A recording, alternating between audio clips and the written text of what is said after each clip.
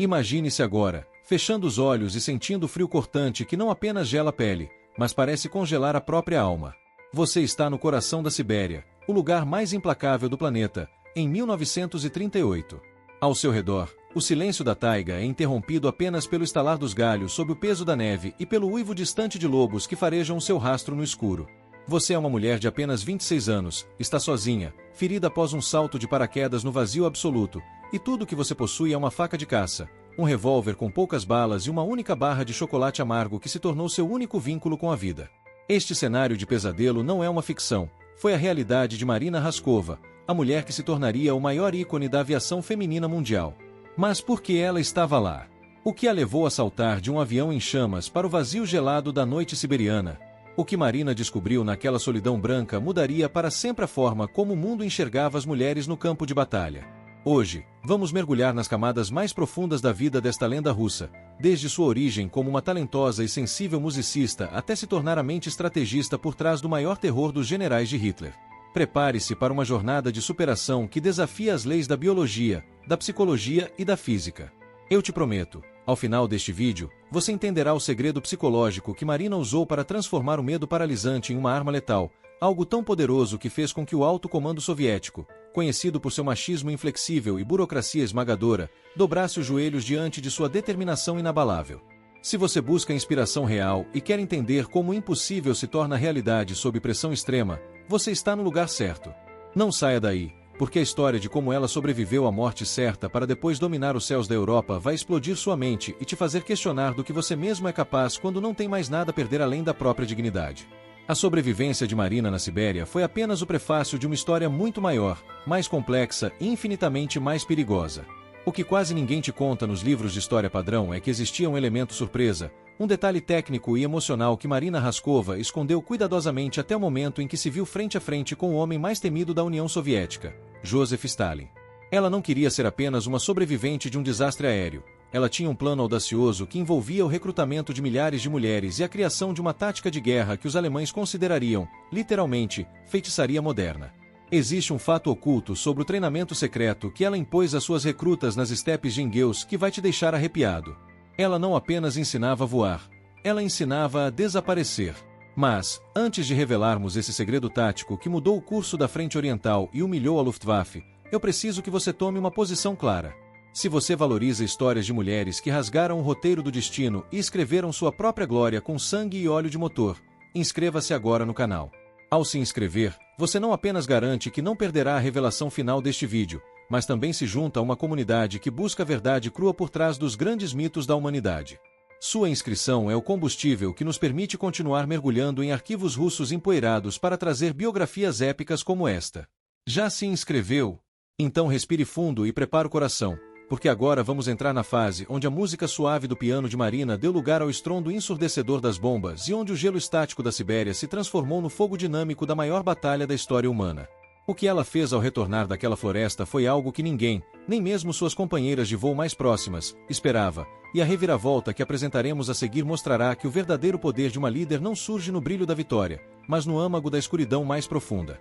Para entender a magnitude total de Marina Raskova, precisamos olhar para as mãos que um dia comandaram aviões. Antes de tocar os controles metálicos e frios de um bombardeiro pesado, as mãos de Marina deslizavam sobre as teclas de marfim de um piano com a delicadeza de uma virtuosa no prestigioso Conservatório de Moscou. Ela era uma alma artística, criada entre partituras de Tchaikovsky e o sonho das luzes dos palcos de ópera. O destino parecia traçado entre aplausos em salas de concerto, mas o céu da década de 30 na União Soviética exercia uma força gravitacional diferente, uma febre que atingia toda uma geração, a conquista do ar. Marina não se contentou em ser uma espectadora da modernidade, ela queria ser o motor do progresso. Ao se tornar a primeira mulher navegadora da Força Aérea Soviética, ela não apenas aprendeu trigonometria esférica e meteorologia, ela aprendeu a ler o vento como se fosse uma partitura musical.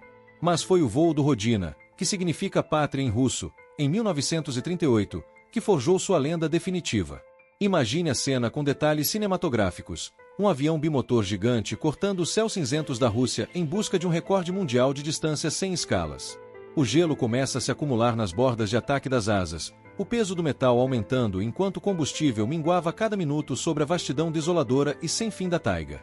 Quando o pouso forçado em pleno pântano congelado se tornou a única opção para não morrerem esmagadas, Marina, que ocupava a posição de navegadora no nariz de vidro do avião, o ponto mais vulnerável em caso de colisão, recebeu a ordem de saltar para que o avião ficasse mais leve e suas colegas tivessem uma chance. Ela mergulhou no vazio com apenas um paraquedas de seda e a incerteza absoluta do amanhã. Por 10 dias longos e agonizantes, o mundo a deu como morta. As manchetes de Moscou já preparavam o obituário da heroína. Enquanto isso, Marina lutava contra a fome, a exaustão e a hipotermia, comendo apenas bagas que encontrava sob a neve e mantendo a sanidade através da disciplina que a música lhe ensinara. Ela sobreviveu não por um milagre, mas por uma arquitetura mental de resistência. Quando finalmente foi resgatada, magra e marcada pelo frio, e levada a Moscou para receber a estrela de heroína da União Soviética, ela não usou esse prestígio para uma vida de privilégios. Pelo contrário, quando os primeiros tanques alemães cruzaram a fronteira em junho de 1941, Marina viu as chamas no horizonte e soube que sua sobrevivência na floresta tinha sido apenas um ensaio geral. Ela começou a receber sacos e mais sacos de cartas. Eram cartas de professoras, camponesas, operárias e estudantes, todas com o mesmo pedido: Marina, nos ensine a voar. Nos deixe lutar pela nossa terra. Com essas milhares de vozes em suas mãos, Marina caminhou pelos corredores do Kremlin, enfrentando o olhar cético de generais condecorados que acreditavam que o lugar de uma mulher na guerra era apenas nos hospitais. Ela foi direta ao topo. Ela convenceu Stalin de que o patriotismo não tinha gênero e que as mulheres russas tinham uma conta a acertar com os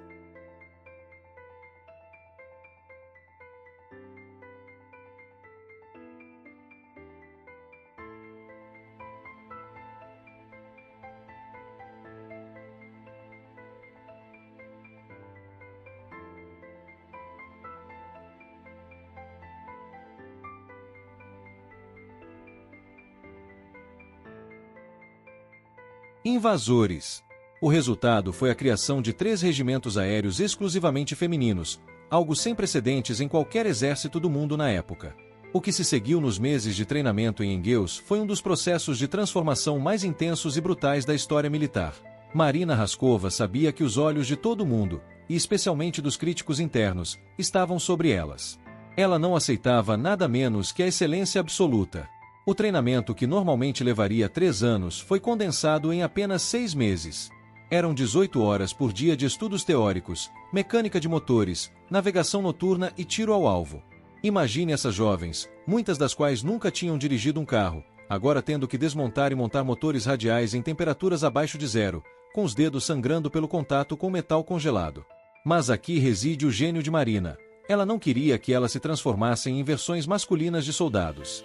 Ela incentivava que mantivessem sua essência. Elas cortavam os cabelos curtos para caber nos capacetes de couro, usavam botas masculinas enormes preenchidas com jornais para não ficarem folgadas, mas à noite, nas barracas, Marina falava sobre a importância de serem precisas como cirurgiãs e pacientes como caçadoras. Essas jovens estavam sendo preparadas para operar o Policarpo Po-2, um avião que até os instrutores chamavam de máquina de costura ou caixão de madeira. Era um biplano de 1928, feito de madeira de bétula e coberto com uma lona inflamável. Não havia rádio, não havia radar, não havia luzes no painel e, o mais aterrorizante de tudo, não havia paraquedas. Marina decidiu que, para carregar mais 2 bombas de 100 quilos sob as asas, elas deveriam abrir mão da própria segurança. Cada voo era uma sentença de morte aceita com consciência. Marina estava desenvolvendo uma tática de ataque silencioso que desafiava a física moderna. Ela ensinava suas meninas a se aproximarem do alvo em altitudes elevadas e, no momento crucial, reduzir o motor para marcha lenta ou desligá-lo completamente. O avião se tornava um planador fantasmagórico. Você consegue imaginar o que é estar a 1000 metros de altura, no escuro total, ouvindo apenas o vento assobiar entre os cabos de aço das asas, sabendo que abaixo de você estão milhares de soldados inimigos prontos para atirar? Se você está sentindo a tensão desse momento, espera até vermos o que aconteceu quando essas táticas foram testadas no fogo real da batalha. O canal @Ecos da Tropa traz esses detalhes porque acreditamos que a história não é feita de datas, mas de sensações e escolhas difíceis. Fique ligado, pois agora entraremos no clímax, onde o nome de Marina Raskova se tornou um sussurro de morte nas trincheiras alemãs. O cenário agora é o ano de 1942, nas margens do rio Don e nas proximidades de Stalingrado. O horizonte é uma linha contínua de fogo e fumaça preta. O 508º Regimento de Bombardeio Noturno está pronto para sua prova de fogo. As tripulações são formadas por uma piloto e uma navegadora, geralmente meninas de 18 a 22 anos. A noite é a única aliada delas. O procedimento era exaustivo. Elas realizavam de 10 a 15 missões em uma única noite, pousando apenas para rearmar e reabastecer antes de decolar novamente para o inferno. A ansiedade no aeródromo improvisado no meio do nada era algo que se podia cortar com uma faca. Quando os motores M11 começavam a tossir fumaça azulada, o destino de centenas de soldados alemães era selado. O clímax dessa estratégia ocorria quando os biplanos de marina deslizavam sobre as linhas de suprimentos e depósitos de munição nazistas.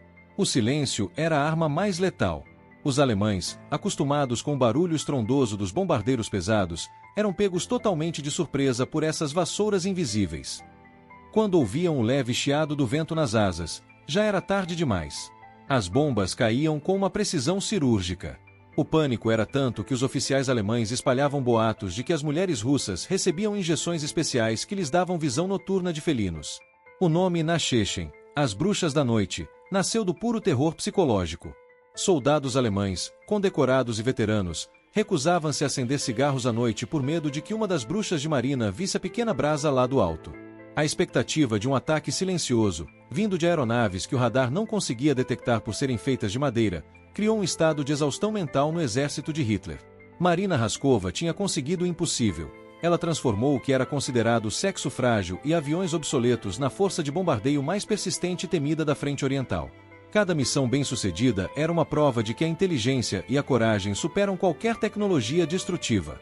Mas aqui chegamos à grande revelação, ao segredo técnico que Marina guardava. Como essas aeronaves lentas, que mal chegavam a 150 km por hora, sobreviviam aos caças Messerschmitt que voavam a mais de 600. A solução de Marina foi uma lição magistral de física e estratégia. Ela percebeu que a extrema lentidão do Po-2 era sua armadura.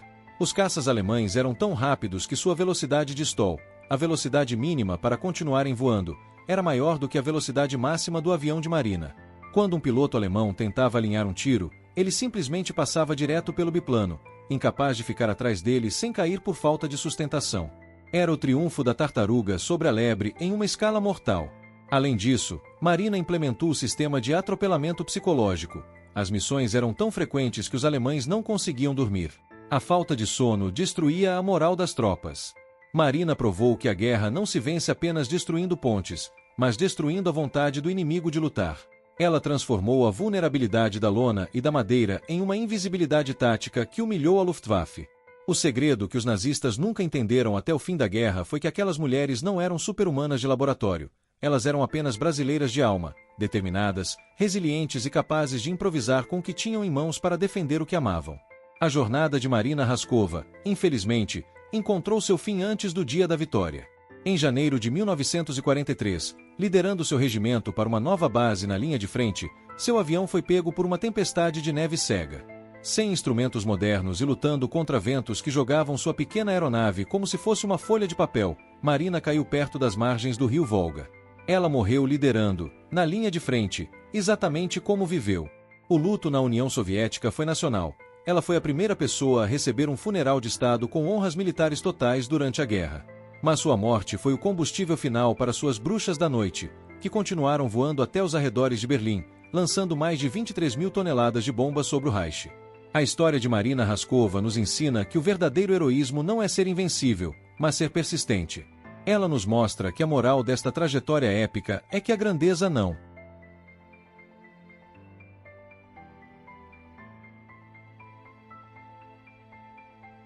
depende das ferramentas que você recebe, mas do que você decide construir com elas. Marina pegou aviões de treinamento descartados e os transformou em lendas. Ela pegou o preconceito e o transformou em respeito eterno. Ao assistir a esta história aqui no canal, você não está apenas aprendendo sobre o passado, você está recebendo uma faísca da coragem de Marina para iluminar o seu presente. Sinta-se feliz, sinta-se realizado e, acima de tudo, sinta-se inspirado por saber que a vontade humana pode dominar os céus e a história. Você agora é um guardião desta memória. Se esta trajetória mexeu com você, não deixe essa chama apagar. Clique agora no vídeo que está aparecendo na tela sobre outras heroínas que mudaram o mundo. Obrigado por fazer parte da nossa tripulação aqui no canal. E nunca se esqueça, quando o mundo disser que você não pode voar, desligue o motor, Deslize pelo silêncio e prove que você é capaz de conquistar as estrelas. O céu nunca foi o limite para Marina Raskova, e não será para você.